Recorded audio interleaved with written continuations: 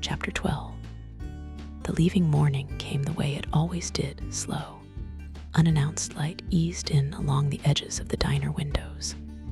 It spread across the floor in long, quiet stretches. The building woke before the road. The road stayed quiet. No tires passed yet. The town had not fully stirred. Coffee was already on. The front door stood unlocked.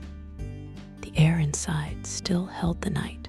Margaret moved behind the counter with steady hands. She did not rush. She did not delay.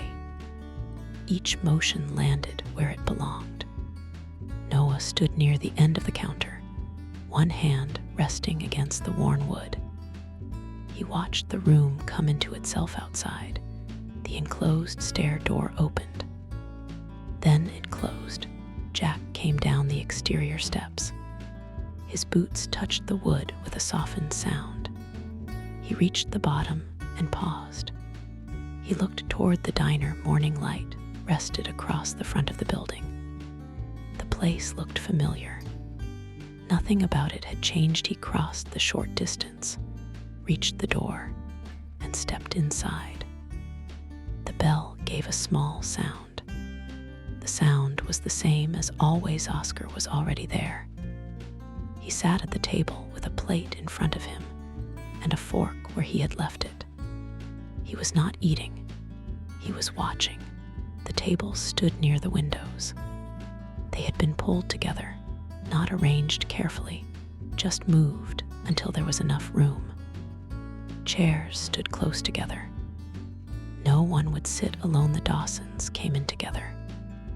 Pete entered first. Lois followed him. The girls came behind her. Georgia carried her feeling openly. It moved through her before she could settle it. Virginia entered quietly. She stayed near Lois for a moment, then moved to the table and sat down. Caroline came in last. She paused inside the doorway for a moment, then crossed the room. Jack saw her. He did not move. He watched her take her place. They all sat. Both families sat together. No one else was there. Breakfast began. Plates were set down. Coffee was poured. Food moved from one hand to another without asking. The sounds felt familiar. Silverware touched ceramic. Coffee cups touched wood. Chairs shifted against the floor. Conversation came in pieces. It did not form one line. Georgia spoke first. Her words came too fast. Her voice came too loud. They probably don't even have good food there. She stopped. Pete answered when needed. He kept his words short. He kept his tone steady. He stayed practical. Lois kept the table moving. She passed plates. She refilled coffee. Virginia said very little. Her hands stayed folded longer than necessary. Caroline listened more than she spoke. Her eyes moved across the table, toward the window, then back again. Jack ate at a steady pace. He answered when spoken to, then returned to his plate. Oscar moved slower than the others. He stopped in the middle of bites. He looked up often. At some point, someone forgot to eat. No one spoke about it. Coffee cooled. It was replaced. It cooled again. The room held for a while, then it didn't. A chair moved. Someone stood. Another followed. No one explained it. The door opened. They stepped outside. Morning had fully arrived. Light covered the gravel and rested across the front of the diner. The car waited nearby. It was already packed. Everything going with them was inside it. Everything else remained. They gathered near the car. They did not form a line. They stood together. Georgia moved first. She stepped forward and wrapped her arms around Margaret, then Noah, then Jack. You're supposed to come visit. Not just say you will. You actually have to. I will, Jack said. You better. She stepped back and wiped her face. She did not hide it. Virginia stood apart at first, then stepped forward. Oscar moved toward her. He reached into his pocket and took out the folded paper. He held it toward her. She looked at the paper, then at him. "You made this." He nodded. She opened it. A superhero stood on the page, a cape lifting behind the figure. Lines pressed darker where he had gone over them again. She studied it. She took her time. "It's really good." Watched her face. She folded the paper again carefully.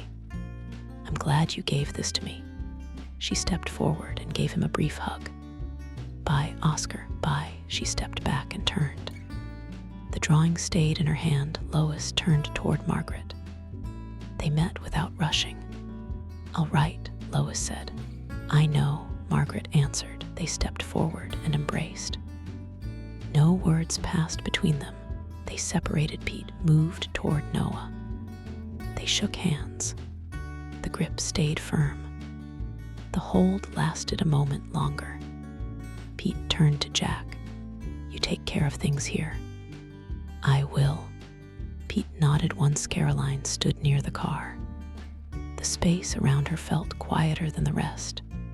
Jack stepped toward her. She reached into her pocket and took out the folded paper. She held it out. "It's not all of it, just part." Took it and opened it. "Love is not love which alters when it alteration finds." He stopped reading. He folded it again carefully. He picked up the box and held it out to her. She took it with both hands.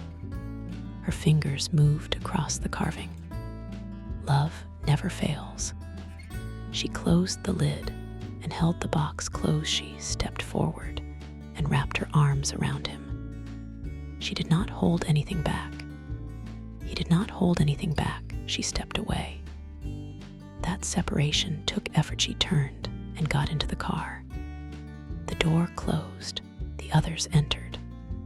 Doors closed one after another. Movement settled. Silence followed. The engine started. The car moved.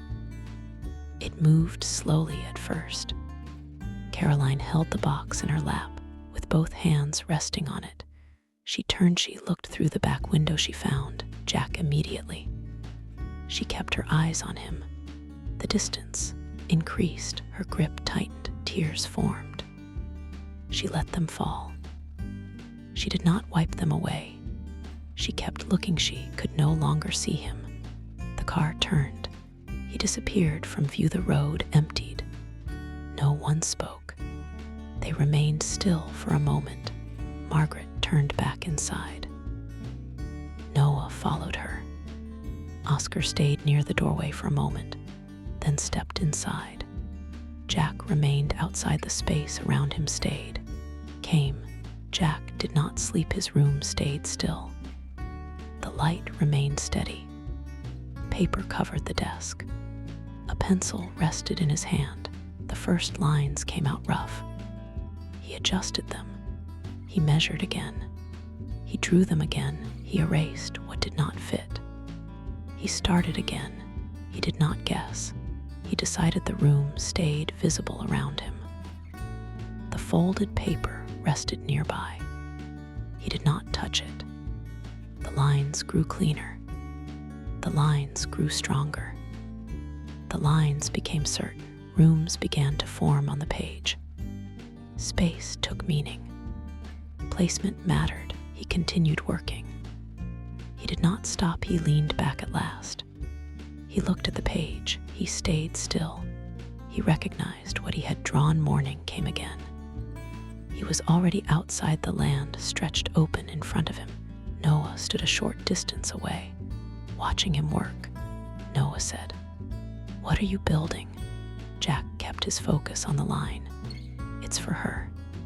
He pulled the line tight and held it there.